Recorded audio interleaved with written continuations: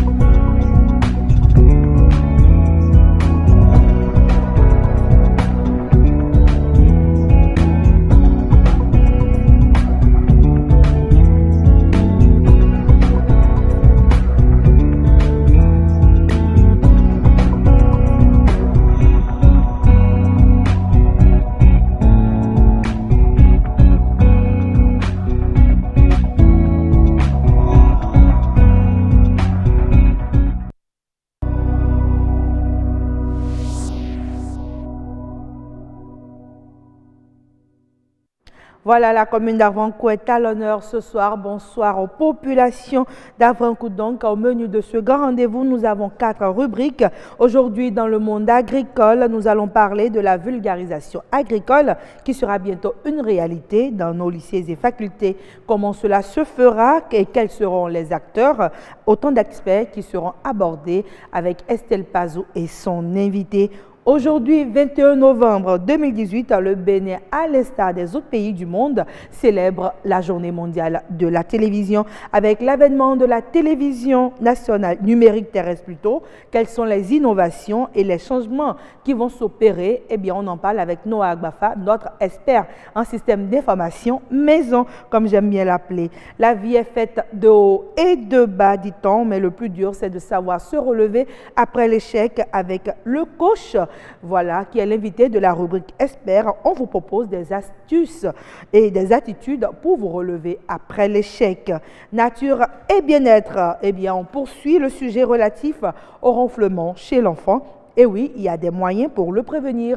Heureuse d'Anondé et son invité, nous en dirons davantage tout à l'heure. Mais avant, retrouvons Amandine Anyambossou pour la présentation des titres. Bonsoir à vous, Agnat Bello. Dans le 1945, nous parlerons de la Gani. Cette fête identité des bâtonnons, les manifestations se déroulent à Niki. Et parlant toujours de la Gani, certains la considèrent comme une fête musulmane. Un sociologue apportera des clarifications dans le journal de ce soir. Et puis Maouloud 2018, la communauté islamique de Cotonou célèbre le prophète. L'événement a été marqué par une veillée de prière et la lecture du Coran. Voilà, merci à vous Amandine Anyambossou. On vous retrouve à 19h45 exactement. Mesdames et messieurs, prenez donc le rendez-vous. Le premier plateau du grand rendez-vous peut s'installer à présent, le monde agricole.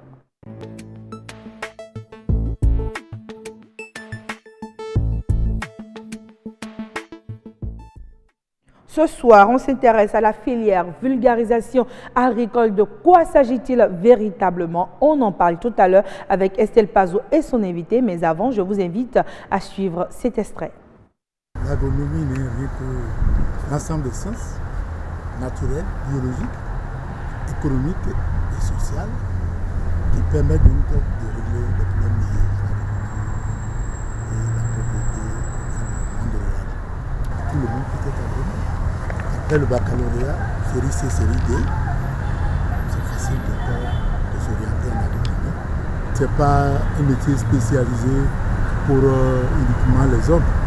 il y a énormément de femmes qui se sont spécialisées à l'image de ce que nous constatons dans le milieu rural, où parfois dans certaines localités du pays, les femmes s'intéressent beaucoup plus que les hommes aux métiers agricoles, qui sont plus esthérés que les hommes. La question du stage n'est autre chose que l'étape qui permet donc de faire au mieux la professionnalisation. Et je crois que nous y donnons une importance particulière. Nous faisons l'effort que nous devons faire pour arriver donc à arrimer donc la théorie avec la pratique. C'est vrai que tant qu'il reste à faire, on n'a encore rien fait. Il y a un pourcentage de cours théoriques et un pourcentage de cours pratiques. Et nous travaillons également à l'amélioration. Mais la pratique demande donc des ressources financières et matérielles. La mécanisation, c'est un autre maillon très important et manquant actuellement de notre système. Lorsque nous regardons notre système, les engins sont mis en place, mais ceux qui doivent les conduire et ceux qui doivent les réparer, il y a aujourd'hui donc une portion importante manquante à ce niveau. Il y a énormément de grandes choses qui se font ailleurs et que nous devons aller faire pour améliorer ce secteur. Ce qu'on apporte à l'économie nationale, c'est le montage donc d'abord des compétences.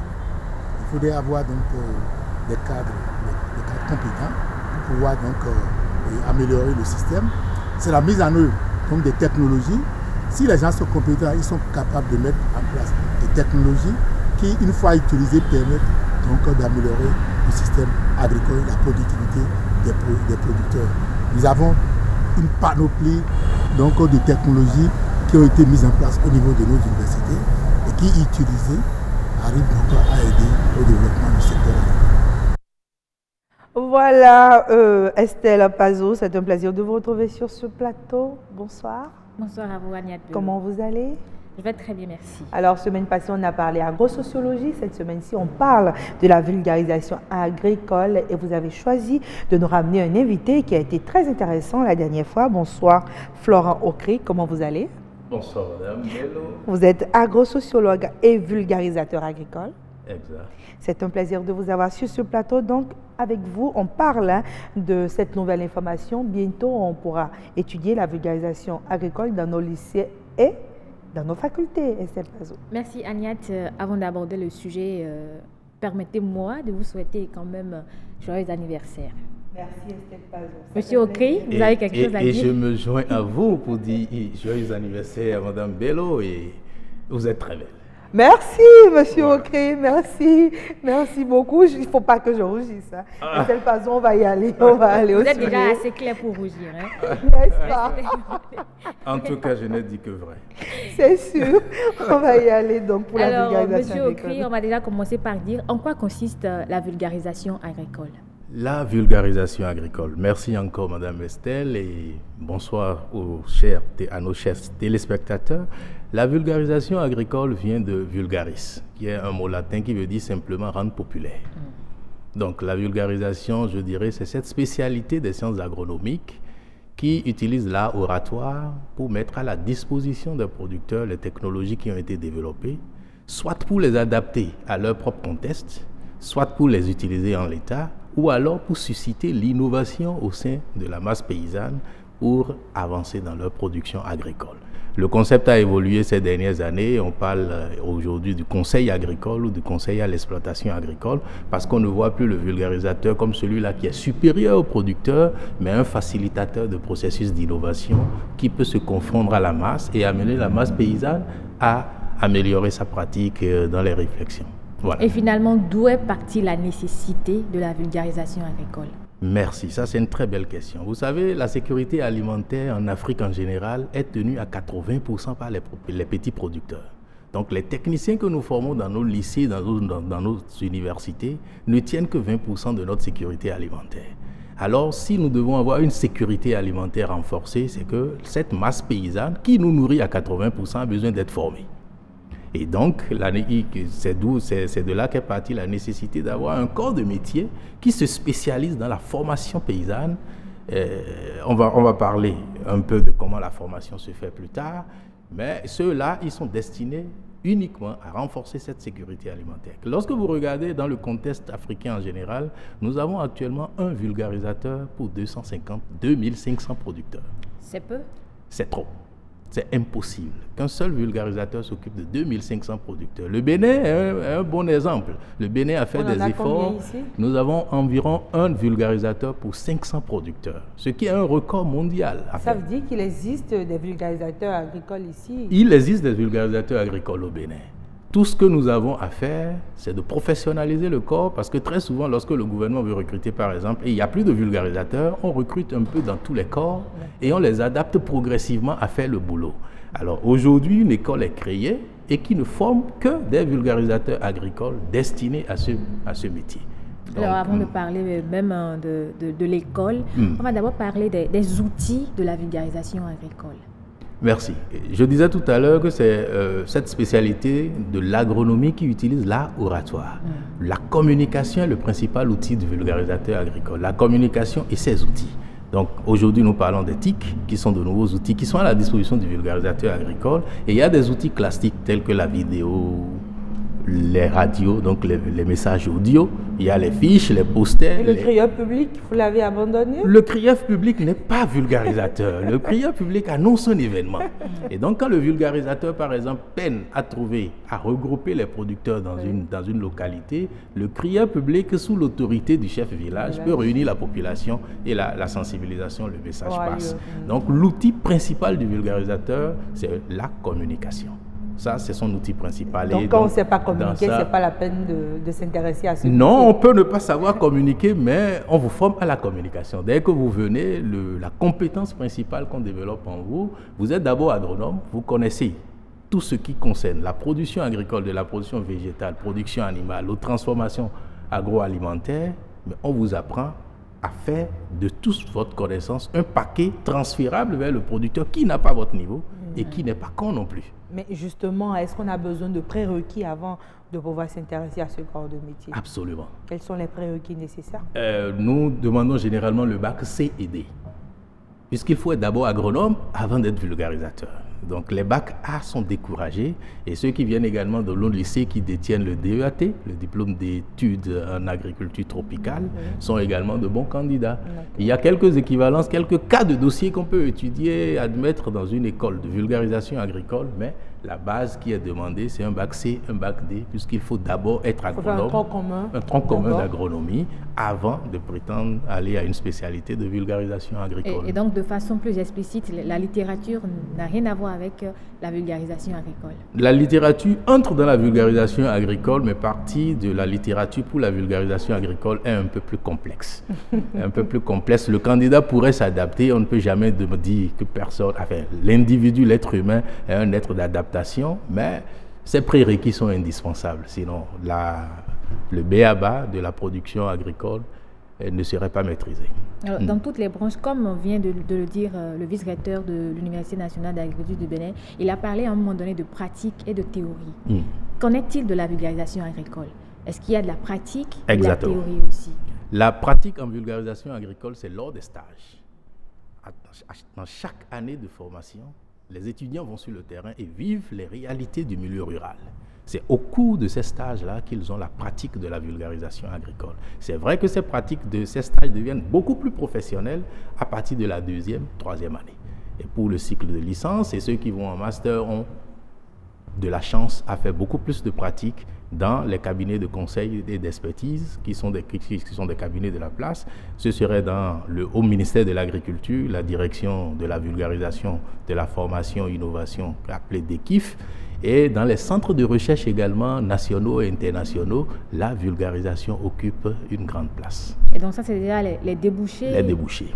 Et au nombre des débouchés, il y a également les banques commerciales de la place et les institutions financières. Les banques de développement aussi. Tout à fait. Parce que là, si vous voulez mettre un prêt à disposition, si la BOAD veut mettre un prêt à disposition de la communauté rurale et qu'on ne s'assure pas que le message technique essentiel est passé au niveau des producteurs, c'est perdu. C'est perdu. Ce serait de l'investissement perdu.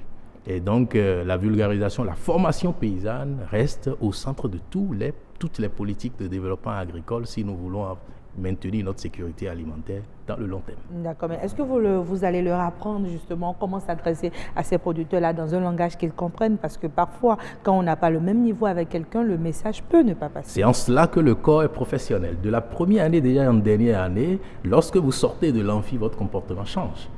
Le débat en amphi entre enseignants et étudiants, ce n'est plus le débat entre étudiants et producteurs sur le terrain. Le langage s'adapte, les techniques de communication existent et sont développées et l'étudiant se retrouve dans un contexte où il doit parler à ses parents et faire passer l'essentiel du message. Tout en étant le plus jeune de la communauté, on peut amener la communauté à un changement positif désiré. Et c'est ça le rôle du vulgarisateur agricole. Et est-ce qu'il y a des problèmes spécifiques à l'agriculture auxquels la vulgarisation agricole apporte des solutions? C'est généralement des problèmes d'adoption de technologies. Les taux d'adoption des nouvelles technologies, aujourd'hui, le taux moyen est autour de 8%. Ce qui est un désastre. C'est un drame. On a toujours pensé que c'était faute de moyens, on ne savait pas que c'était faute de compréhension. Non, oui, faute de moyens, oui, parce que s'il n'y a pas de personnel sur le terrain, le message ne passera pas. Aujourd'hui, avec la rareté des agents de vulgarisation, les outils comme la vidéo sont actuellement utilisés pour remplacer et donc la technologie démontrée dans une vidéo en langue locale, ça c'est le boulot d'une institution de la place, présentée aux producteurs, on n'a plus besoin du vulgarisateur pour apprendre l'essentiel du message. Ça c'est des adaptations que nous sommes en train de chercher. Mais le rôle du vulgarisateur reste toujours central. Lorsqu'on prend par exemple une variété améliorée, quel est son taux d'adoption si le producteur n'est pas exposé à la variété elle? Il est habitué à ses anciennes habitudes. Il est habitué à ses anciennes variétés, mais qu'il est prêt à changer si on lui présente une meilleure. Et si la meilleure variété existe, il faut qu'il soit exposé à la variété, que quelqu'un lui amène la variété, lui explique les pour et les contre de l'adoption, qu'on passe à l'expérimentation agricole. La variété locale d'un côté, la variété améliorée de l'autre côté. Le producteur lui-même, il conduit l'expérimentation avec le technicien et à la fin il se dit « waouh, il faut que je change ».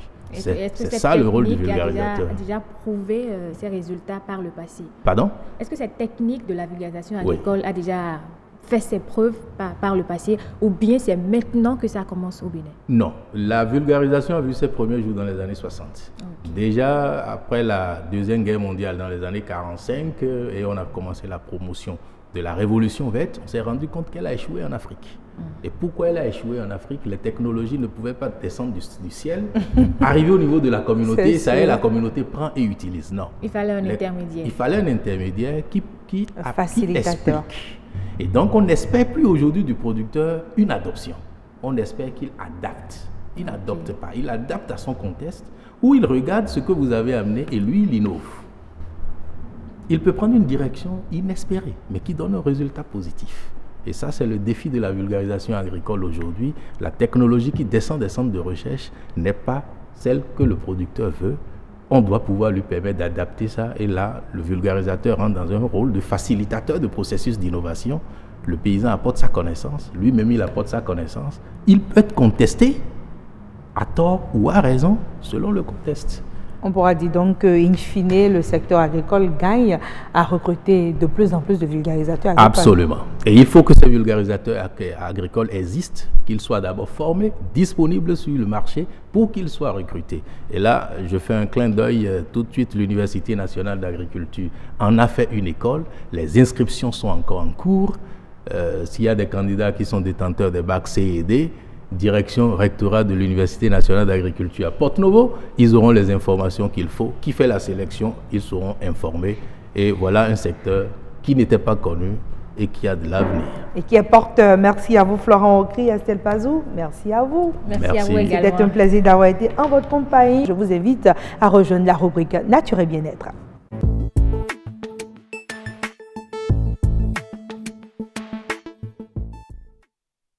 Renflement chez l'enfant, risque et moyens de prévention. Heureuse d'annoncer est déjà là. Bonsoir.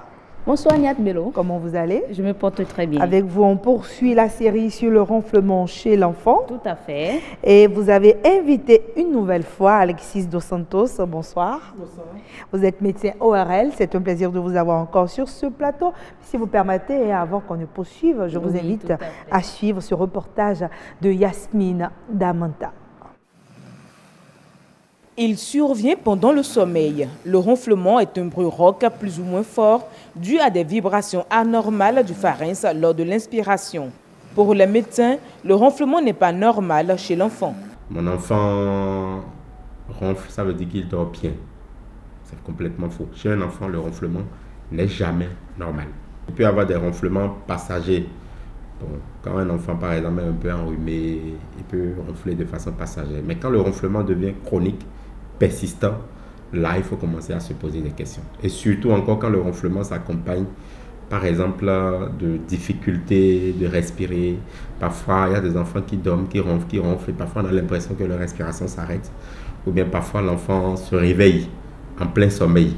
En ce moment-là, il faut commencer à se demander, est-ce qu'il n'y a pas un problème plus grave?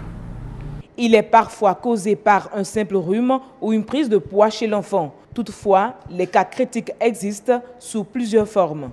Les causes les plus fréquentes et qui sont les plus sérieuses, c'est quand par exemple des enfants, ils ont soit des grosses amygdales ou des végétations. Les végétations, c'est des ganglions qui poussent derrière le nez, qui bouchent le nez. Et c'est les causes les plus fréquentes. Et ces causes-là font que l'enfant, quand il dort, il ne respire pas bien du tout. Ça crée après des difficultés d'apprentissage parce que c'est un enfant, il se réveille le matin, il a dormi, mais c'est comme si son cerveau n'a pas dormi. Donc il va s'endormir facilement, même à l'école, l'enfant va s'endormir facilement. Ça fait que sur le plan de l'apprentissage, c'est difficile. C'est des enfants qui vont souvent faire pipi au lit, souvent. Et parfois, si ce n'est pas pris en charge, ça peut donner même des malformations, ça peut donner des déformations au niveau de la face. Et généralement, quand on a ces causes, il faut consulter un ORL. Et si c'est confirmé, il faut aller opérer. Pour les médecins, un ronflement détecté plus tôt peut être soigné. Détecté plus tard, sa prise en charge devient coûteuse. Mais il rassure qu'on peut en guérir sans séquelles. Prendre en charge un ronflement, notamment sur le plan ORL, notamment une pathologie des végétations adénoïdes qui bouche le nez, des amygdales très grosses qui bouchent la gorge. C'est l'une des chirurgies les plus simples en ORL, les plus faciles. Et il faut rassurer les parents, généralement c'est une chirurgie où il n'y a même pas de plaie. Très souvent on opère l'enfant le matin, le soir il rentre chez lui. Celui qui le voit ne sait même pas qu'on l'a opéré. Même si le ronflement touche plus d'adultes, chez certains enfants, il est aussi présent. Pour les spécialistes en ORL, lorsque le parent est un fumeur, le risque de ronfler est augmenté de 60% chez l'enfant. Voilà, Yasmine Damata, c'est toujours avec cette mauvaise nouvelle pour les fumeurs que finit votre reportage. Eh bien, on l'a relevé aussi sur ce plateau, et heureuse d'annoncer. Tout à fait. C'est jamais évident quand on a un parent fumeur pour l'enfant qui est en gestation dans le ventre de la mère. Ce n'est pas du tout une bonne chose. D'ailleurs, on demande souvent aux femmes enceintes qui ont des maris fumeurs de simplement se retirer du foyer. Vous n'allez pas chercher. Ou carrément de demander au papa, au futur père ou au mari de cesser de fumer, ce qui est difficile. Donc il faut prendre d'autres dispositions. Surtout en Afrique. Vous dites à votre mari, vous dites, bon, allez chez vos parents, au retour. Pas seulement en Afrique, c'est partout. C'est partout. Oui, c'est une dépendance. Donc, docteur Alexis Dos Santos, il y a des enfants qui seront obligés en gestation de côtoyer des parents fumeurs. Malheureusement, il y en a. Mais il y a une bonne nouvelle, vous pouvez les récupérer après, même s'ils ronflent. Nous plaidons pour qu'il y en ait moins, parce que la prévention vaut mieux quand même que le traitement. C'est ça. Et je sais qu'on a abordé le sujet hier avec vous, le ronflement chez l'enfant, c'est un signe à surveiller, vous l'aviez dit. Et surtout, lorsqu'il devient répété, il faut vous consulter. Oui, il faut voir le médecin ORL. Mais quand on vous consulte, comment est-ce que vous posez le diagnostic? Vous avez oublié l'apnée. Surtout quand il y a l'apnée. Je crois que vous avez parlé d'apnée. J'y reviendrai parce que c'est un élément important quand même. C'est vrai. C'est-à-dire que... Le sang effectivement su. On ne va pas revenir sur les causes et autres. Non, mais on va beaucoup plus parler de la prise en charge. Oui. Vous n'êtes pas à côté de cet enfant quand il dort à la maison ou vous demandez à la mère de laisser l'enfant, il reste sous surveillance pour voir comment il ronfle avant de poser le diagnostic. Comment vous procédez? Alors, merci beaucoup. Je voudrais quand même revenir sur ça parce que ce n'est pas tous les ronflements qui doivent inquiéter. Oui, on l'a dit. Oui, voilà. Parce que là, le temps, donc, en fait. allons directement si quelqu'un... Il vous reste 8 minutes. Ah, mais vous voyez. Bon, très bien. D'accord. Donc, c'est bien de surveiller les apnées du sommeil. On insiste sur ça, c'est vraiment très important. Mais une fois qu'il y a, par exemple, un ronflement très fort, vous sentez que l'enfant est très gêné, et il se débat, il y a des réveils nocturnes, il y a des apnées du sommeil, il ne faut pas hésiter à venir. Alors, qu'est-ce qu'on fait à l'hôpital? Déjà, on va explorer pour voir qu'est-ce qui obstrue les voies respiratoires. Parce que déjà, la respiration, on a dit, par le nez, le pharynx, le larynx, jusqu'au poumon, il faut que ce soit libre pour que l'air passe.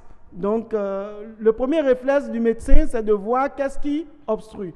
L'obstruction, souvent, c'est au niveau du nez. Et vous voyez, on peut avoir des cornets qui gros ou de la cloison qui sépare les deux fosses nasales qui est déformée, ou des ganglions en arrière du nez, comme Dr Soento a dit. C'est des végétations, voilà, en arrière du nez. Oui, en arrière donc du nez. ça bouche le nez, ou des grosses amygdales. Et tout ça, c'est possible et c'est facilement curable. Parce que quand on fait la chirurgie, on désobstrue les voies respiratoires et la respiration devient normale. Donc les amygdales aussi peuvent agir sur la respiration. Absolument, puisque ça se situe sur les voies respiratoires, les voies aériennes supérieures. Mais il n'y a pas que ça. Quelquefois, c'est des prises de poids, tout simplement. Chez l'enfant aussi? Chez l'enfant aussi. Il y a des enfants obèses. Ça existe, il y a des enfants qui ont des surpoids. Et la prise de poids fait justement que toutes ces voies sont épaissies. Et donc ça réduit le calibre. C'est ça? Ah mais oui.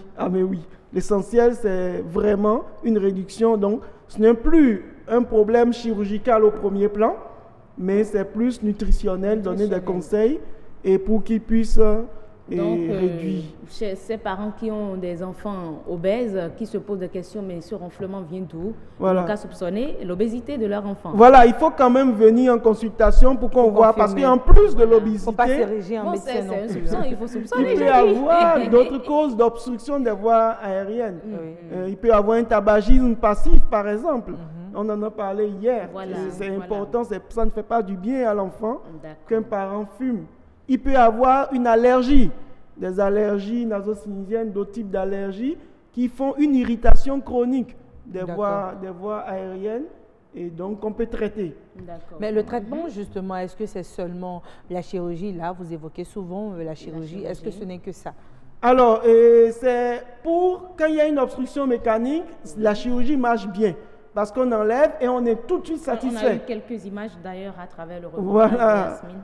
Voilà, la satisfaction est excellente et est immédiate pratiquement parce que c'est des chirurgies de jour. On fait le matin, vous rentrez chez vous le soir. Donc c'est quand même formidable. Pour les cas, par exemple, de tabagisme ou d'allergie, malheureusement, la prise en charge est un peu plus longue. C'est des conseils d'hygiène de vie. Et donc, mais c'est important d'y aller. Et quand c'est respecté, le ronflement cesse. Oui, quand c'est respecté, on réduit de poids et ça cesse. C'est comme par exemple chez la femme enceinte, il y a des femmes enceintes, là on sort du cadre de l'enfant, qui peut ronfler à cause de la prise de foie liée à la grossesse. Mais après, tout rentre dans l'ordre. Donc chez l'enfant également, lorsqu'on fait le régime, et ça rentre dans l'ordre. Mais la solution existe, il faut venir. Il faut venir voir l'ORL. Mais à partir de quel âge on peut déjà poser un traitement sur un enfant qui souffre de ronflement? L'avantage pour le ronflement, c'est que la responsabilité est d'abord pour les parents. Les sujets contacts, ça peut être le grand frère ou le papa. L'essentiel d'abord, c'est de voir l'enfant dormir parce que le diagnostic se pose facilement. Et donc, quand vous voyez que l'enfant fait un effort particulier avant de respirer, il faut déjà l'amener. Quand vous voyez que le bruit est très fort, il faut l'amener, il faut s'inquiéter. Quand vous voyez qu'il fait des pauses respiratoires, on le redit encore une fois, il faut l'amener. Donc le diagnostic, le dépistage est simple. N'importe quel adulte à côté de cet enfant peut s'en rendre compte. Donc après, c'est les tests de confirmation. Il y a des polysomnographies, il y a des tests qu'on peut faire à l'hôpital pour explorer les voies respiratoires, des endoscopies. Et tout ça peut se faire peut-être sur un enfant d'un an qui ronfle. Oui, il n'y a pas d'âge. Imaginez un nourrisson de 2 jours. Ça peut se faire. Est-ce qu'on peut avoir des nourrissons de 2 jours qui ronflent justement? S'il y en a, si vous en constatez, venez. Parce que les nourrissons, même de 1 jour, il peut y avoir des malformations sur les voies respiratoires. Oui, il y en a qui ont des troubles cardiaques ou autres qui peuvent faire que le sommeil n'est pas reposant. Donc le ronflement peut être dans le un ronflement, symptôme. oui, est un symptôme simplement. Pour des troubles cardiaques ou des troubles neurologiques quelquefois, Je des ne sais pas comment malformations. on appelle ça souvent, mais nous entendons nos mères dire souvent, bon, et nous a dit si, ou bien quelque chose du genre. Le liquide amniotique, oui, voilà. Ben, je ne sais pas comment. Oui, ça doit être ça. l'inhalation de liquide amniotique Ça peut être au cours de l'accouchement, Voilà. ça c'est transitoire. C'est transitoire et ça passe. C'est censé. Oui. Sachez, partir. je voulais quand même rassurer la population que n'importe qui peut faire un rhume, un ronflement transitoire, parce qu'il est très fatigué ou parce qu'il est particulièrement fatigué ou il a un petit rhume transitoire, c'est pas inquiétant. Outre mesure, c'est quelques jours. Donc, et ça tous les passe. ronflements ne sont pas censés inquiéter. Voilà. Mais lorsqu'on ronfle de manière répétée pendant plusieurs semaines, quelquefois plusieurs mois, ne continuez pas à souffrir parce que votre organisme est en souffrance, manque d'oxygène et c'est pas bien. Il y a des solutions. D'accord, mais est-ce que toutes les solutions qui existent aujourd'hui pour traiter le ronflement chez l'enfant sont disponibles aujourd'hui dans nos hôpitaux? Tout est faisable chez vous? Alors, dans tous les hôpitaux, peut-être pas, mais oui, l'essentiel est disponible pour vous soulager. Absolument. Il y a des causes rares. Par exemple, vous pouvez avoir des ronflements qui vont mettre en évidence des malformations. Alors, je ne dis pas que tous les types de malformations peuvent être pris en charge au Bénin. Mais symptomatiquement, au moins, on peut régler le problème. Symptomatiquement, on peut régler le problème. Et voilà, on peut désobstruer, on peut régler le problème. Nous avons encore vraiment, une minute c'est important quelques propositions ou conseils voilà, pour prévenir le mal. Alors, si vous voulez faire allusion au conseil de grand-mère... Mais voilà. Justement, la position déjà pour se coucher. C'est vrai. Le ballon au dos. Ou sur le côté. Il y a un certain type de ronflement qui peut passer lorsqu'on est couché sur le côté, au lieu de se coucher sur le dos. Mais ça, ce n'est pas valable pour tout le monde, malheureusement. Et oui, c'est ce que vous évoquez. Certains attachent un ballon de tennis au dos de leur pyjama pour éviter de se coucher sur le dos. Mais vraiment, les vraies solutions doivent être adaptées aux causes de votre ronflement. Tous les ronflements n'ont pas les mêmes causes.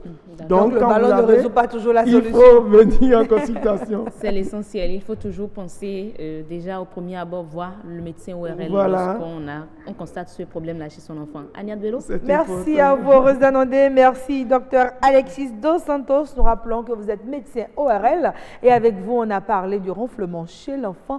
Mesdames et messieurs, bonne nouvelle. Pas besoin d'être trop inquiet. Si vous avez des doutes, allez juste voir le spécialiste. Nature et bien-être s'en va. Autant savoir, vient en force, s'installer. Noah Agbafa est déjà là. On se retrouve tout juste après ceci.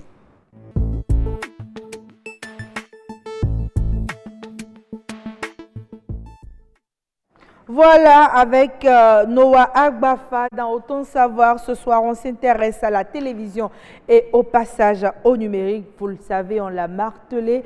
On est obligé aujourd'hui dans le monde entier d'assurer le passage de l'analogie vers le numérique. Qu'est-ce qui va véritablement changer? Noah Agbafa, bonsoir. Bonsoir, Nuit. C'est un plaisir de vous avoir sur ce plateau. Le plaisir est beaucoup plus immense, surtout en ce jour de la commémoration, enfin, en cette journée de la télévision. Merci. Et cette journée qui est encore l'anniversaire d'une actrice de la télévision. Joyeux anniversaire et plus de bénédictions dans ta vie. Merci beaucoup. Donc avec vous, on s'intéresse au changement justement que va connaître le secteur avec le passage au numérique. Parlons d'abord des téléspectateurs. Est-ce que pour les téléspectateurs, quelque chose va changer?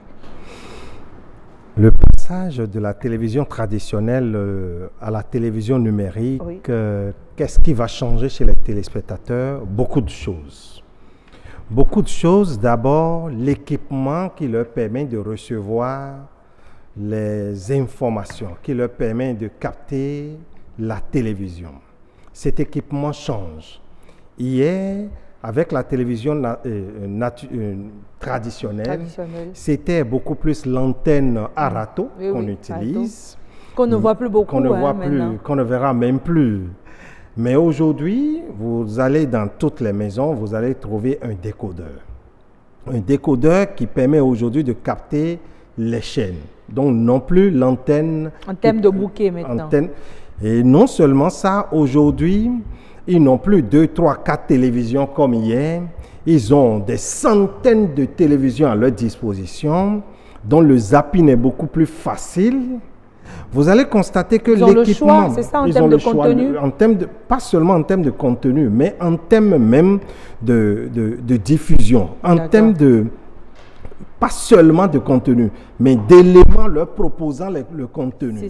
Vous voyez, hier, on avait à peine 2, 3 chaînes, mais aujourd'hui, on en a des centaines à disposition. Oui. De l'autre côté, vous allez constater que l'appareil qui leur permet même de recevoir change. Hier, la télévision était une télévision à protubérance arrière. Avec les gogos, comme on le dit. Les gogos, comme on le dit. Mais vous allez constater aujourd'hui que presque tout le monde a une télévision aujourd'hui, soit en plasma. Voilà. Donc, des télévisions beaucoup plus miniaturisées, beaucoup plus plats, et qui leur offrent une convivialité pas possible. Mais justement, il y a eu tout un amalgame au tout début qu'on a commencé par dire qu'on devait passer au numérique. On a dit qu'il y a des télévisions spéciales, spécifiques pour pouvoir capter le numérique. Mais je vous l'avais dit ici qu'on n'a pas besoin nécessairement d'une télévision spécifique. Quelle que soit la télévision, vous pouvez toujours capter. C'est en réalité la convivialité qui pourra peut-être changer. Ça veut dire que même les anciennes télévisions auraient pu servir. Auraient pu servir, même les anciennes télévisions, mais seulement vous constatez avec les anciennes, quel est l'affichage? La qualité de l'image? La qualité de l'image. Vous n'avez pas une bonne qualité d'image, vous n'avez pas un format d'image bien grand pouvant vous permettre d'être plus à l'aise. C'est ce qui change en réalité. Sinon, même avec les autres télévisions, les télévisions à gogo, on pouvait capter aujourd'hui même les télévisions, les flux numériques. On peut les capter. Normalement, on peut les capter. Mais seulement qu'on aura besoin des adaptateurs. Oui. Parce que ces télévisions n'ont pas nécessairement les mêmes, on n'a pas les toujours, mêmes formats. Voilà. Donc, on pourra avoir besoin d'adaptateurs. Oui. Mais au-delà de cela, aujourd'hui, lorsque vous prenez les écrans plats, à l'intérieur, il y a les adaptateurs. Donc, on peut déjà brancher directement sur notre décodeur et ça marche 5 sur 5. Oui. Donc, c'est un peu ce qui change. Mais il y a aussi les habitudes qui changent chez le téléspectateur. Le téléspectateur, aujourd'hui, peut capter même la télévision avec son téléphone. D'accord. Il peut capter avec... Plus besoin d'être vautré dans son salon, dans son canapé. Donc, il a la télévision partout où il va. La télévision quand il veut. La télévision, le choix même de la télévision. Ça ne le rend pas plus exigeant, ce téléspectateur-là, justement? C'est une évidence. Ça le rend plus exigeant. Parce que ici, maintenant, il a le contenu, il a des contenus variés. Alors, quand la chaîne de télévision ne s'adapte pas à cela, ne propose pas une information dont le téléspectateur a besoin, il ne viendra jamais capter votre chaîne. Donc l'audimat ou même, vous allez constater que... Justement, et avec le numérique, on va être obligé de mesurer l'audimétrie, vérifier véritablement qui suit, qui ne suit pas. Qui ne suit pas.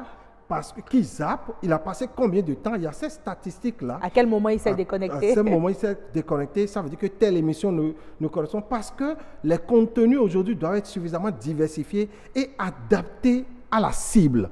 Ce n'est plus hier, lorsqu'on dit journal, aujourd'hui quand on dit 13h, mais vous avez toute une pléiade de télévisions qui vous proposent le journal à 13h. Vous voyez, ce qui fait que chaque télévision doit pouvoir s'adapter, chaque télévision doit créer la révolution. Vous allez constater qu'aujourd'hui, l'ORTB, lorsque le journal veut passer, on envoie d'abord une notification presque à tous ceux qui se sont connectés. C'est ça. Pour dire, écoutez, le journal passe maintenant à l'ORTB. Lorsqu'il y a des émissions, même les radios, aujourd'hui, vous allez voir que les radios s'adaptent même à cela. Vous allez constater que l'ORTB propose aujourd'hui même la possibilité de capter à partir juste d'une petite application. C'est aussi ça la télévision aujourd'hui. On n'a plus besoin nécessairement d'un poste téléviseur pour capter la télévision. On peut le voir sur un autre format, sur une tablette. Sur tablette. Donc, on peut utiliser un autre outil qui n'est pas nécessairement le poste téléviseur. Aujourd'hui, la télévision, vous allez constater, c'est aussi la diffusion de vidéos. Le journal finit, Celui qui a raté le journal peut continuer via tout simplement sur la page Facebook de revenir en arrière pour voir ce que le présentateur n'a pas dit. Exactement. Quelqu'un qui capte par exemple notre émission peut revenir en arrière pour suivre spécifiquement une rubrique au lieu de suivre toute l'émission. Vous voyez, ces possibilités n'existaient pas. Mais aujourd'hui, c'est ça la télévision aujourd'hui. On a la possibilité de rattraper l'information qu'on aurait perdue. Voilà, on peut même enregistrer. Aujourd'hui, vous constatez qu'il y a des télévisions. Aujourd'hui, je peux programmer et dire à telle heure, enregistre-moi telle émission. De tel, je n'ai pas besoin nécessairement il suffit de placer une clé, simple clé USB de 2000 ou de 3000. Je peux enregistrer toute mon émission et quand je serai libre, je viendrai suivre. C'est aussi ça la télévision aujourd'hui. Noah Gbafa, beaucoup de choses ont changé, vont changer pour le téléspectateur. Il change de poste, le téléspectateur, mais il demeure toujours aussi exigeant. Ça veut dire que la télévision en elle-même, en termes de contenu, en termes de programme, est obligée de se réadapter. Avant de parler de l'aspect numérique, de l'aspect technologique de la chose, parlons d'abord en termes de contenu. Qu'est-ce qui va changer aussi en termes Beaucoup de choses changent, même en termes de contenu. Je vous ai montré tout à l'heure que même le format qu'on propose a changé. Vous allez constater qu'aujourd'hui, les émissions sont beaucoup plus thématiques. Puisque nous avons, avec la TNT, les télévisions sont plus thématiques. Vous allez voir ORTB Sport, qui est une chaîne à part. ORTB Information, ORTB, lorsqu'on passera, c'est ce que nous aurons. Nous aurons ORTB Sport qui ne diffusera que du sport. Donc, les télévisions deviennent même thématiques. Non seulement les télévisions deviennent thématiques, quand les télévisions sont devenues thématiques, vous constatez que les propositions de thèmes de programmes changent. Alors, les acteurs aussi sont beaucoup plus professionnalisés. On n'est plus journaliste. Juste pour... Non. Les journalistes, on a beaucoup plus de chroniqueurs. Il est là, il ne parle que d'un thème, il est spécialisé et il sait comment travailler sur ce thème. Il recherche l'information sur ce thème. Encore mieux, il est formé aujourd'hui non plus seulement pour parler, mais pour tenir la souris. C'est ça le journaliste. Donc le journaliste même qui va présenter une émission sur les télévisions numériques change de format. Il n'est plus seulement un journaliste qui parle seulement, mais il est un journaliste non plus qui tient seulement le bic, mais un journaliste qui sait tenir la souris. Parce qu'aujourd'hui, lorsqu'il va sur le terrain, il fait un reportage, c'est lui-même qui monte même son émission, qui propose l'émission tout simplement à la régie et ça passe. Lorsque vous prenez aujourd'hui un journaliste, non seulement il est spécialisé, mais il est aujourd'hui un e-journaliste.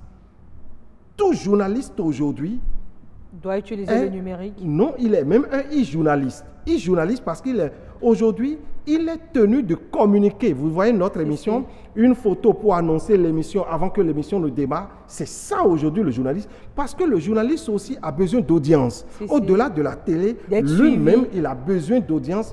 Donc, il a besoin aussi d'un certain nombre d'outils numériques pour faire sa propre promotion, le self-branding.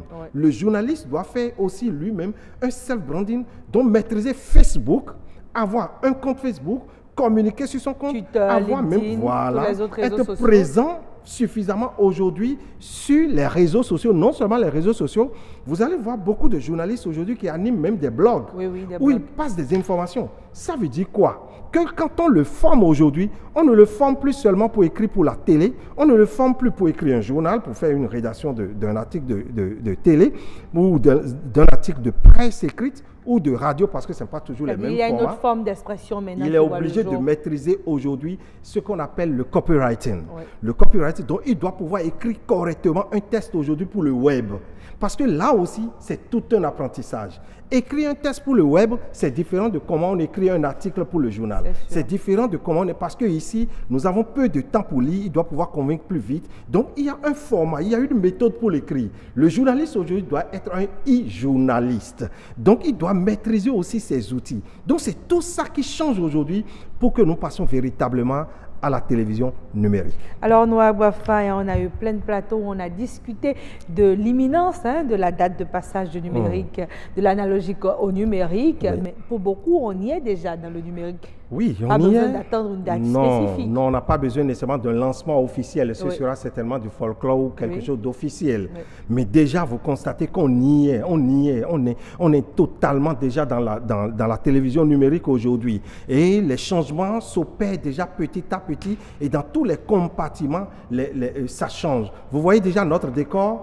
Aujourd'hui, on a même le décor, on a un décor aujourd'hui qui est totalement un décor flottant. On peut même ne pas avoir un décor fixe, de telle sorte le décor peut être flottant. On a beaucoup de télévisions aujourd'hui qui n'ont pratiquement pas de décor, parce que le décor est juste un décor flottant. C'est ça la télévision aujourd'hui, vous voyez. C'est tout ce qu'on peut se permettre de faire avec le numérique. Et vous constatez que, regardez combien de fois notre décor est beau aujourd'hui. C'est ça la télévision numérique. C'est toujours un plaisir de vous avoir sur ce plateau avec vous. On s'est intéressé à la télévision et au passage au numérique, ce qui est sûr, beaucoup de choses vont changer en bien pour vous, mesdames et messieurs.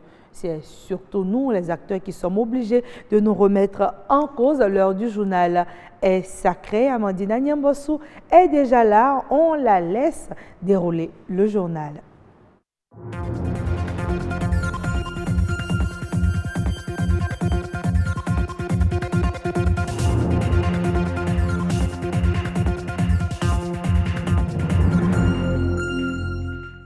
Mesdames, Messieurs, bonsoir. Voici les titres du journal. Les culturels Batonou célèbrent la Gani, une fête identitaire qui est célébrée tous les ans. Les manifestations se déroulent à Niki, un lieu d'expression du pluralisme culturel.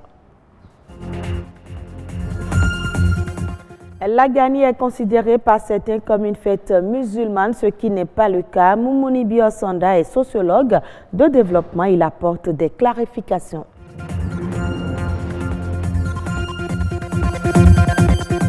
Commémoration du Maouloud, les fidèles musulmans de Cotonou se sont retrouvés pour prier et partager les enseignements contenus dans le Coran.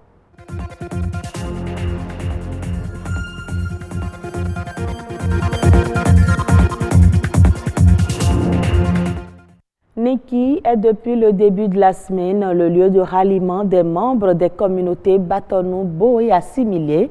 Cela à l'occasion de la Gani, cette fête identitaire annuelle célébrée le 12e jour du 3e mois lunaire de l'année chez les Batombo. Quelle est l'origine de cette fête et en quoi est-ce une particularité? Suivons le commentaire de Ulvaeus Balogo.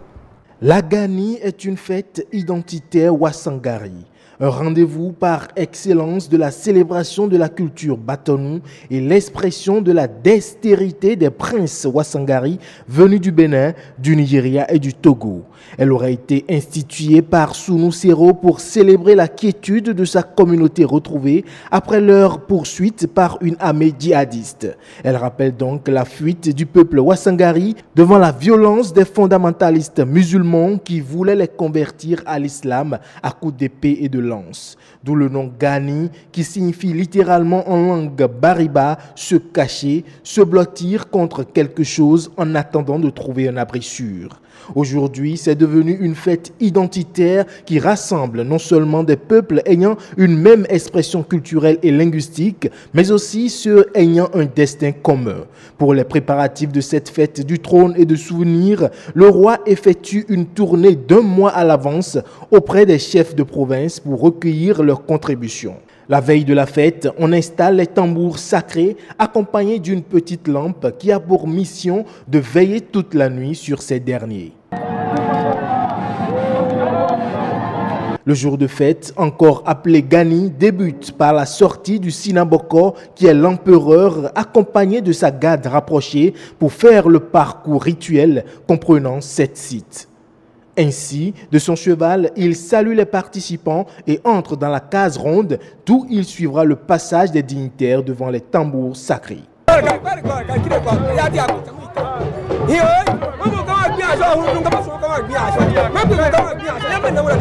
Le second jour de la fête, encore appelé Kayesi, n'est rien d'autre que la réunion des rois, une sorte de cérémonie d'allégeance au Sinaboko. Nous sommes à la Kayesi, qui est en réalité la Gani. On dit en Batonou que quand vous venez à la Gani sans attendre la Kayesi, c'est que vous n'êtes pas venu à la Gani. Vous avez vu le spectacle que nous voyons là. Vous voyez comment on fait allégeance à l'empereur. Chacun, conformément à sa dynastie, à son clan, a une façon particulière de se tenir devant l'empereur pour lui faire allégeance. Ensuite, place est à la danse des groupes folkloriques au rythme des chants des griots et des tambours sacrés ainsi qu'à la danse des chevaux.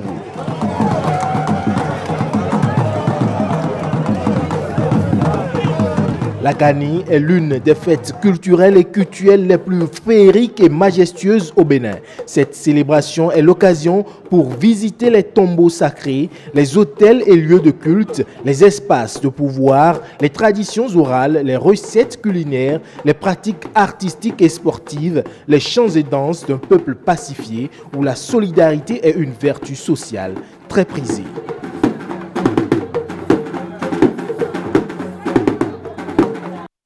Elle est souvent considérée comme une fête musulmane, mais il n'en est rien. La Gani est l'occasion pour la cité impériale de Niki et toutes les localités qui la célèbrent d'affirmer leur identité et leur tradition. Moumouni Biosonda est sociologue de développement et il donne beaucoup plus de détails à propos de cette fête au micro de Françoise Insou et Estelle Pazou. La Gani, c'est une fête traditionnelle. C'est la fête culturelle Batonou qui est célébrée tous les ans à Niki et dans les autres chefferies traditionnelles de l'ère culturelle Batonou. C'est Niki qui est la capitale historique du peuple Batonou et Wassangari. Donc c'est Niki qui donne d'abord sa bénédiction à travers cette célébration avant que les autres chefferies traditionnelles ne puissent maintenant avoir la bénédiction de pouvoir célébrer les leurs dans leurs différentes contrées. C'est à travers cette fête-là que l'on arrive à s'affirmer comme appartenant à une ère culturelle, appartenant à une culture qui est la culture Batonou. Il y a souvent cette coïncidence entre la célébration de la fête de la Gani et la célébration de la fête de Maouloud, qui est la fête de la naissance, qui est la célébration de la naissance du prophète Mahomet.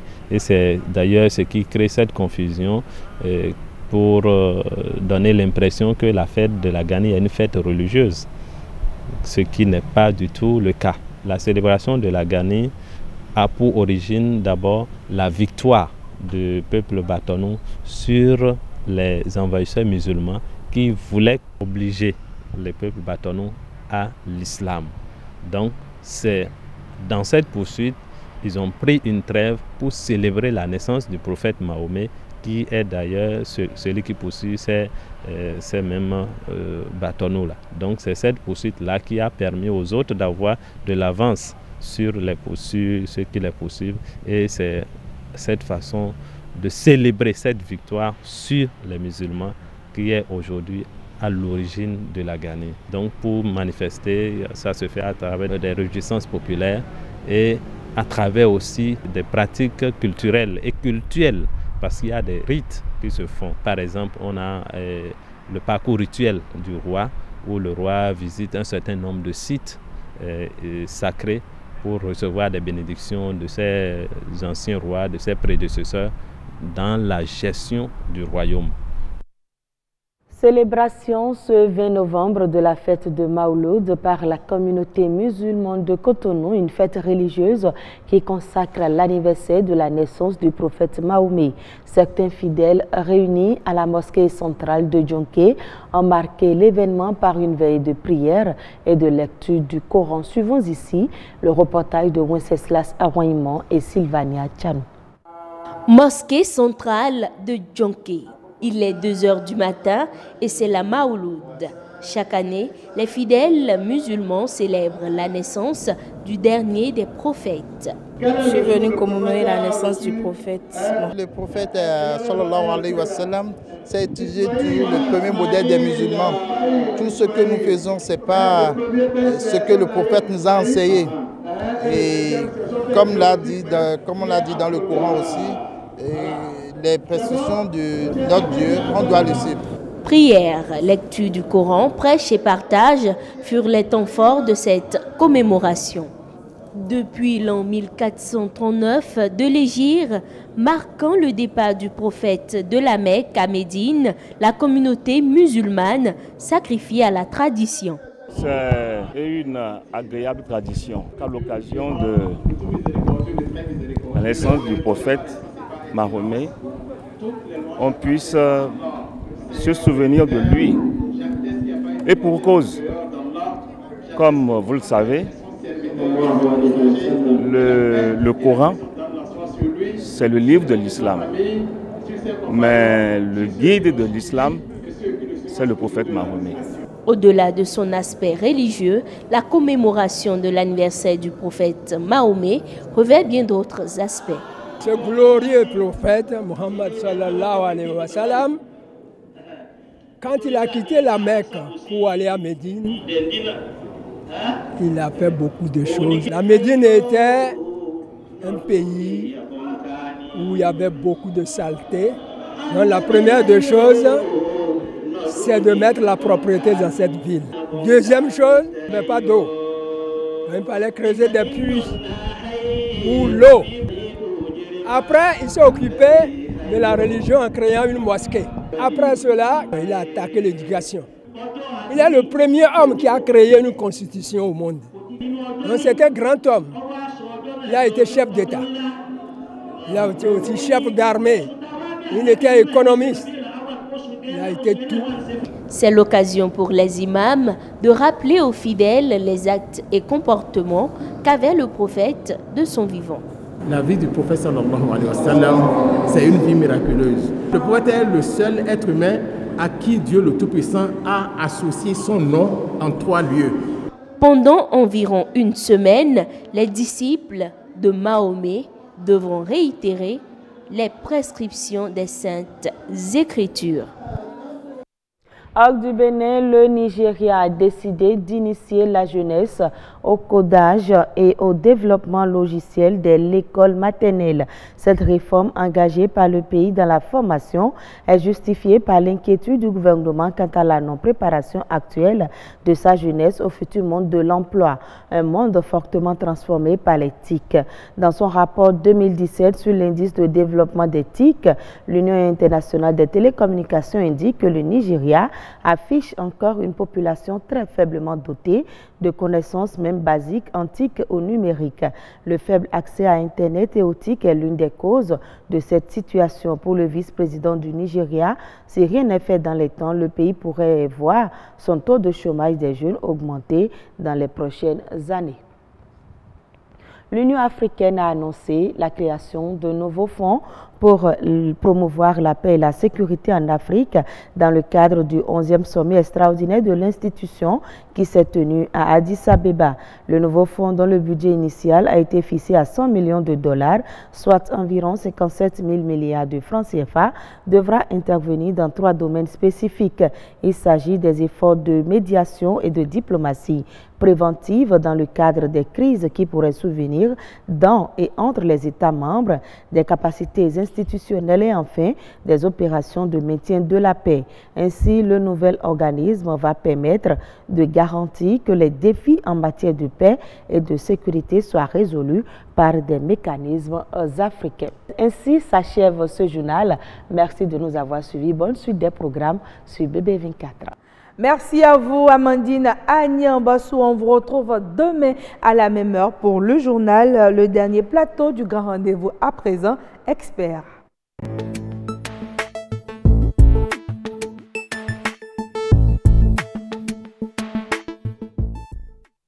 Se relever après un échec, le coach, ce soir, Marcel Lefond, partage avec nous quelques astuces. Bonsoir, Marcel Lefond.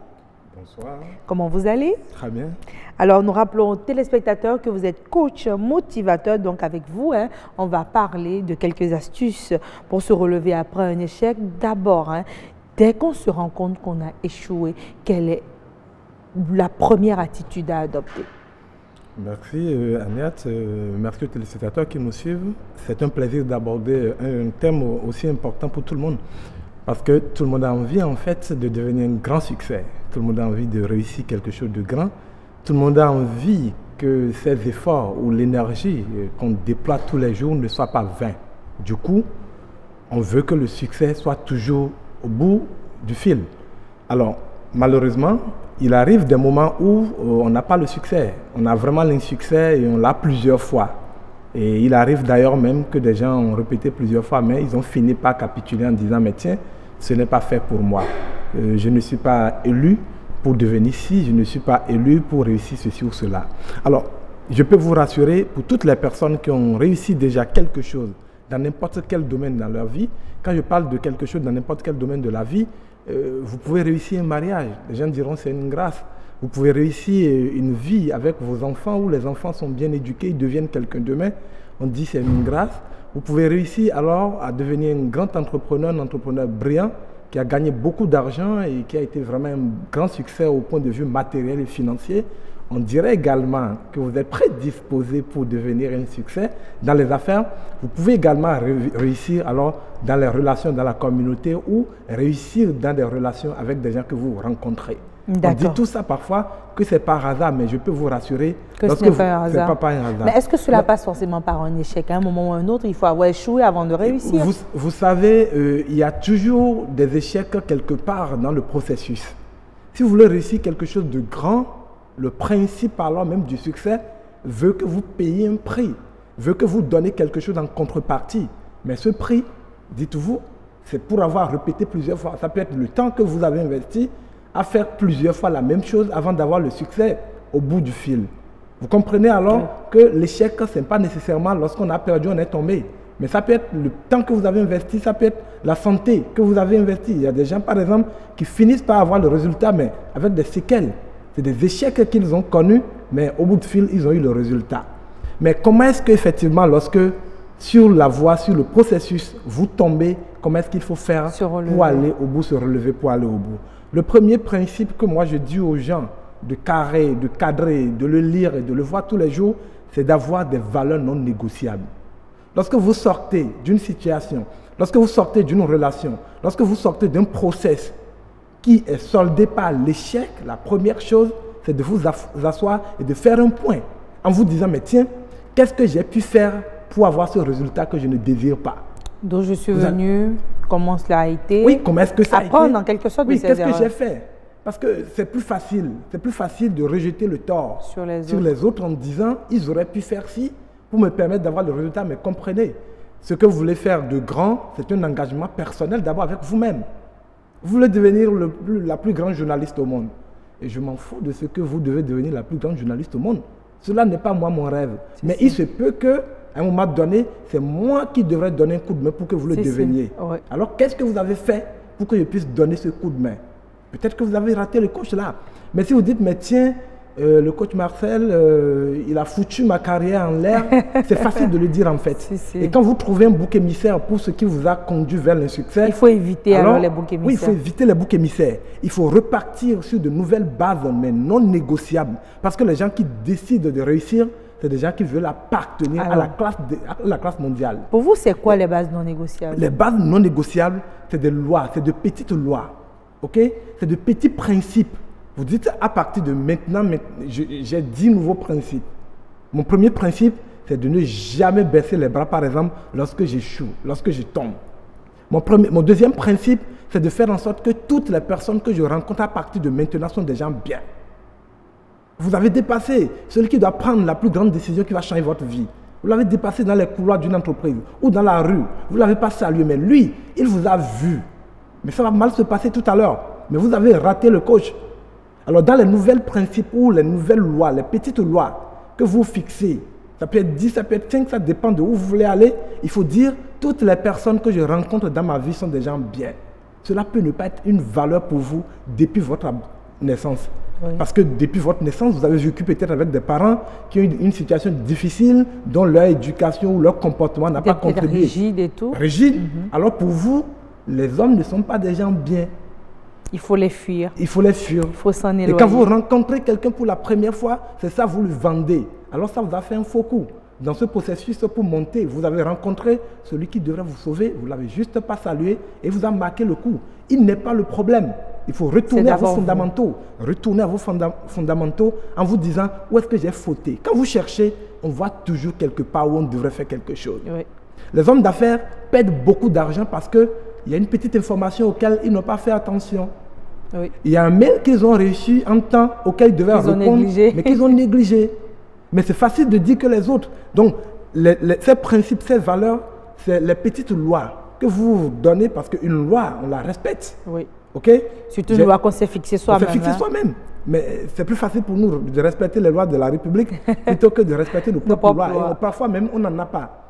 Lorsqu'on conduit avec beaucoup de méfiance, en respectant le code de la route. Quand on rentre dans sa propre maison, on conduit comme on veut parce qu'on a de l'espace et les dégâts sont là. Donc, il faut le prouver. Il faut le prouver. Il faut se montrer rigide envers soi-même. Donc, les petites lois, c'est les valeurs que vous définissez, c'est les principes qui font que vous devenez quelqu'un de différent. La même chose devant laquelle vous avez échoué, vous avez failli. Alors, lorsque vous reprenez, la même situation se produit, vous gagnez. Et cela vous fait faire 2 pas, 3, 4, 5 pas de plus. Vous pouvez encore échouer devant. Alors, lorsque vous échouez devant, ça veut dire que vous avez encore violé un principe. Un autre principe. Alors, quand vous redescendez, il faut revoir en mettant à jour vos principes, vos petites lois. Ça n'a l'air de rien. Les gens ont échoué et ils ont vite fait de caricaturer le monde, de définir ce que les gens sont autour d'eux, de définir ce que la communauté est, de définir beaucoup de choses, mais je les appelle des boucs émissaires. C'est facile de blâmer les autres. Mais donc la faute ne revient pas seulement à notre entourage. Il faut retourner c'est d'abord nous-mêmes. Il faut retourner à soi-même. Et après les principes, les lois, il faut trouver maintenant des heures pour vous-même où vous contemplez. Parce que le défi n'est pas facile. C'est pas narcissique ça, se contempler? Non, c'est pas narcissique. Se contempler, c'est dire waouh, une journée qui a commencé pour moi depuis 4 heures, nous sommes à 18 heures, qu'est-ce que j'ai fait des efforts? Parce que les gens ne vous diront pas que vous avez fait des efforts. Alors, ça me rappelle un ami aujourd'hui, ce matin, qui me disait il faut savoir célébrer ses petites victoires. Et quand vous êtes d'accord? Oui, quand vous ne savez pas célébrer vos petites victoires, il arrive que vous êtes dépourvu de motivation et d'énergie. Peut-être que vous n'aurez pas la chance de rencontrer le coach quelque part qui vous motive. Mais il faut vous motiver, il faut vous arrêter, il faut faire le point. Il se peut, évidemment, qu'il n'y ait pas eu beaucoup de choses qui ont marché pendant les 4 heures qui ont suivi. Ce n'est pas bien grave. Au moins les 4 premières heures, les 4 premières heures, il faut faire un point pour se dire, mais tiens, waouh, tu as pu te réveiller très tôt le matin, tu t'y es mis, mais tu n'as pas eu le résultat, mais ce n'est pas bien grave. C'est déjà une victoire de pouvoir sortir de son lit à 4 heures du mat. C'est sûr. Hein? Oui, c'est une victoire. Tout le monde n'a pas la facilité de sortir de leur lit, de renoncer au sommeil et de se mettre sur un ring à 4 heures du matin. C'est déjà une victoire, il faut se le dire. Alors quand vous le dites, les neurones ont pour rôle de célébrer la victoire et de dire, lorsqu'on a eu ce comportement, alors on célèbre la joie, la victoire.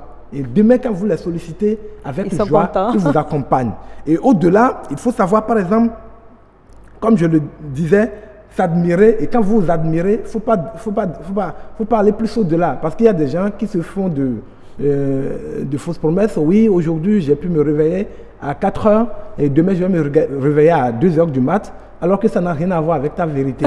Ta vérité est que tu te couches tard. À minuit, tu manges tard, tu es lourd, tu rentres dans le lit. Si tu as fait l'espoir de te réveiller à 4 heures du matin, ne décide pas de passer à 2 heures ou à 1 heure du mat le lendemain. Tu as quand même besoin de dormir. Donc, il faut être réaliste. Oui. Il faut être réaliste. Et comme je l'ai tout le temps dit, pour des gens qui veulent aller loin, ils ont très peu de personnes qui peuvent les coacher. Ils ont très peu de personnes qui peuvent leur dire, mais tiens, ces détails-là, ce n'est pas bien. Non, c'est bien. Parce que quand vous dépassez la norme, il y a les gens ordinaires. Si. OK? Il y a les gens ordinaires. Oui. Quand vous sortez du niveau des gens ordinaires, il y a très peu de personnes qui peuvent vous dire que cela est bon, cela n'est pas bon. Parce que pour eux, déjà, vous êtes une star. Encore que parfois, c'est mal perçu. Hein? Oui, c'est mal perçu. Et c'est comme quelqu'un, un jour, qui a quelques milliards sur son compte et qui demande à quelqu'un qui n'a jamais pu avoir 100 000 francs sur son compte, mais tiens, non, je dis, Joe, tu perds ton temps. Parce que lui, il te contemple. Il te prend pour déjà son Dieu. Et il n'a rien à te reprocher. Alors tu as envie juste qu'on donc te son célèbre. argumentaire peut ne pas être vrai. Non, mais il a besoin juste qu'on le célèbre. Ça n'a rien à voir avec des exigences dont il a besoin pour passer. Pour le challenger. Oui, pour le challenger, pour passer d'autres niveaux. Donc parfois, on fait très bien la mauvaise chose en allant vers les mauvaises personnes. Oui. Mais je peux vous rassurer, si vous voulez faire de grandes choses, vous devez mettre la barre très haute. Qui dit mettre la barre très haute, dit exigeant avec soi-même. Qui dit mettre la barre très haute, dit on accepte l'insuccès, on accepte l'adversité. Parce que on accepte l'échec déjà. Oui, vous devez accepter l'échec. Il y a des gens, même simplement en pensant à l'échec, ils n'ont pas envie de faire de grandes choses. Ils sont traumatisés. OK? Alors si vous devez réussir quelque chose de grand, vous devez vous préparer. Vous vous préparez à échouer plusieurs fois. Vous devez vous préparer à ce que des gens que vous pensez pouvoir vous admirer vous disent, mais tiens, il ne faut rien, il n'est capable de rien. Parce qu'on a envie, le sens commun des choses, c'est que vous soyez comme tout le monde. Oui. OK? Et déjà que vous n'êtes pas comme tout le monde, vous êtes un problème pour votre environnement. Oui. Mais n'attendez pas que cet environnement vous a sens. Vous avez besoin vous-même de connaître quelles sont vos limites, quels sont vos torts, qu'est-ce que vous avez fait qui vous freine dans cet élan. Et on ne devrait pas pouvoir vous le dire. Et la troisième chose que je voudrais partager dans le cadre de cette communication est que Les gens qui veulent aller très loin, c'est des gens qui savent se préparer psychologiquement, physiquement et intellectuellement. D'accord. Psychologiquement, physiquement et intellectuellement. Psychologiquement, pourquoi? Je l'ai dit tout à l'heure. On va vous baisser le moral, on va vous décourager. Surtout lorsque vous êtes dans un milieu des affaires. Excusez-moi, dans les affaires, il n'y a pas d'amitié. Oui. Il n'y a pas d'amitié, c'est des intérêts. Quand les gens viennent vous et ils font montre d'amitié dans les affaires, il ne faut pas oublier que c'est des partenaires en affaires. Il faut rester éveillé. Sinon, tout de suite, votre morale sera démontée et vous allez dire, mais tiens, ils sont méchants. Non, les gens n'ont jamais été méchants en affaires, sauf que les gens n'ont que des intérêts. C'est sûr. Si c'est une relation de couple, ne soyez pas surpris de voir lorsque votre émotion n'est pas en jeu. Quand vous raisonnez dans une relation de couple, l'autre est déçu. Alors, il faut savoir à quoi s'attendre en fonction du terrain sur lequel vous vous retrouvez. Pour ne pas confondre les choses. Si c'est une amitié, un ami aurait aimé que vous l'aidiez sans contrepartie. Par exemple, si c'est dans votre communauté, il n'y a pas de hasard. La communauté voudrait que vous soyez le Messie. Alors quand vous n'êtes pas le Messie... Ah mais le Messie, il est mort, hein. Oui, le Messie, il est mort. Marcel Effon, il est mort, le Messie. Mais quand vous voulez faire de l'engagement communautaire, n'attendez pas que les gens vous applaudissent quand vous ne le faites pas. D'accord. La condition que les gens de votre communauté vous applaudissent, c'est que vous l'ayez fait. Mais quand vous ne le faites pas, on dit, mais tiens, il est mesquin, il est devenu avare, il n'aide pas les gens, il n'est pas sociable. Mais que cela ne soit pas un élément de démotivation. Alors, si c'est ça qui vous a démotivé, si c'est parce que vous avez rencontré un voisin ou une voisine qui vous a attaqué, qui vous a agressé, comme quoi vous n'êtes plus la bonne personne dans l'environnement, ce n'est pas bien grave. Il ne peut pas ou elle ne peut pas connaître votre vérité en ce moment. Votre vérité est haute, mais ne le prenez pas mal. Si vous le prenez mal, ça va saboter votre morale et ça va être un insuccès. Les gens qui veulent aller très haut, c'est des gens qui savent d'avance quels sont les défis auxquels ils devront être confrontés et qui se préparent au point de vue psychologique pour les dépasser à chaque fois qu'ils se retrouvent. D'accord. Et au point de vue physique? Au point de vue physique, parfois, vous avez besoin de rester debout. Comme je le dis aux gens, il faut travailler vos muscles. Parce que les muscles du cerveau également ont besoin d'être travaillés. Au point de vue physique, il faut faire du sport. Parce qu'il y a des informations, il y a des situations qui vous surprennent et qui changent alors le rythme cardiaque.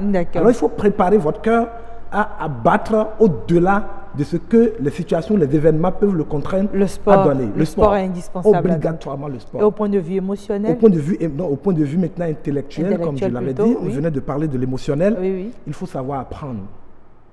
Les grands hommes, ceux qui veulent étonner le monde, c'est ceux qui savent apprendre. Il faut tout le temps apprendre.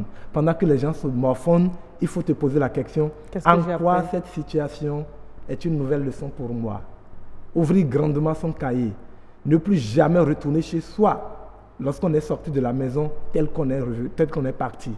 Toujours apprendre. Je demande aux gens, vous voulez apprendre? Aujourd'hui, tout le monde peut apprendre. Même ma grand-mère au village qui n'est jamais allée à l'école, avec un smartphone, il peut aller sur son YouTube et lire des choses à apprendre tous les jours. Ne jamais arrêter d'apprendre. Marcel Effon, ne jamais arrêter d'apprendre. C'est son dernier conseil sur ce plateau.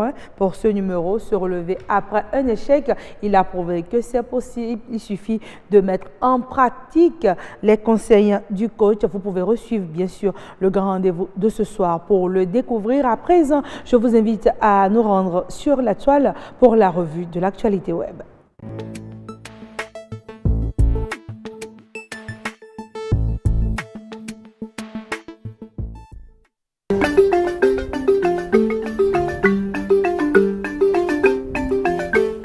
FITEB 2018, la 14e édition du Festival international de théâtre du Bénin, est en cours. Les 3 coups de gong qui lancent son démarrage ont résonné samedi dernier. Plusieurs espaces accueillent cet événement. Un village du festival sur l'esplanade intérieure du stade général Mathieu Kérékou de Coronneau est installé pour les débats et autres spectacles hors salle. Prévu pour finir le 24 novembre prochain, le FITEB sera marqué par des spectacles de théâtre, de danse, de contes, d'humour. Il se déroule dans 6 villes du Bénin. Pour le directeur du FITEB, Éric Hector Rompet, les programmes tout au long de ce festival sont conçus dans une démarche destinée à servir tout public. Les spectateurs verront sur scène des troupes venues du Togo, Côte d'Ivoire, Niger, Madagascar, Tunisie, Burkina Faso, Belgique, Haïti et France. De riches moments de célébration théâtrale attendent le public. Culture toujours pour parler de l'épineuse question de la restitution des biens culturels africains détenus par les musées français. Nommé par le président français Emmanuel Macron, Bénédicte Savoy et Selwyn Sarr avec pour mission de réfléchir autour de ces œuvres d'art en Afrique. Dans la lettre de mission adressée aux deux rapporteurs, le président français évoquait clairement la circulation des œuvres allant jusqu'à de possibles restitutions. Bénédicte Savoy et Selwyn Sarr, selon le magazine Le Point, n'auraient retenu que le terme restitution pérenne.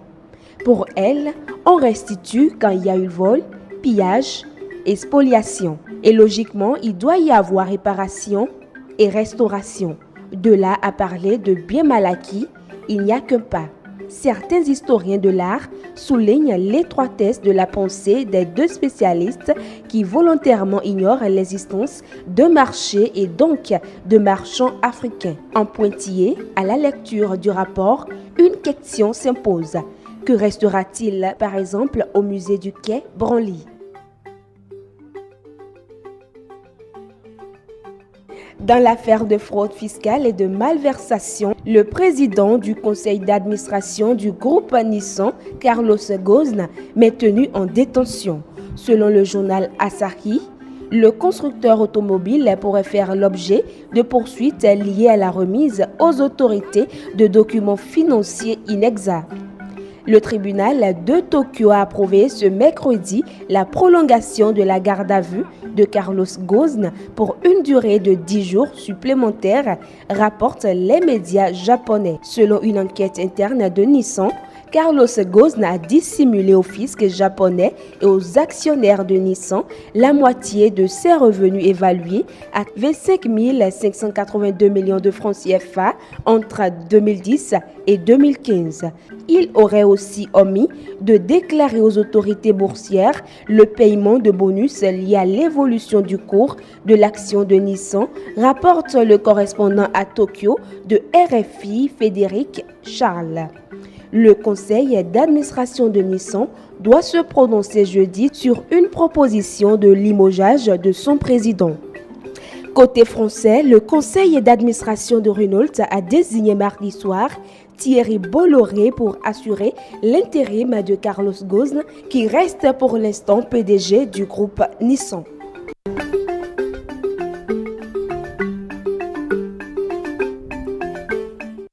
Voilà, merci à vous, Yasmine Damata et Fulgencia Routondi pour cette revue de l'actualité web. Faisons ensemble le rappel de la météo à présent.